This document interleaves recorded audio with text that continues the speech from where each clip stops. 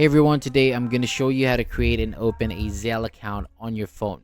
So Zelle is helpful because it lets you send and receive money through a linked bank account. So once your account is ready, you can use it for quick money transfers. So to get started, open the Zelle app on your mobile phone.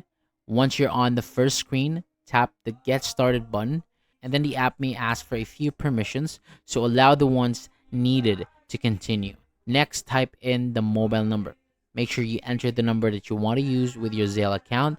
Then tap continue, and then after that, you may need to agree to the privacy and security terms before moving forward. Now, complete the rest of the setup by adding the required details such as your name, email address, and linked bank account information.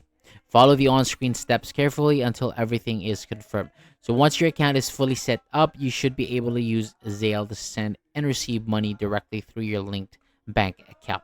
And that is how you create and open a Zelle account. So thank you so much for watching. That is all for today.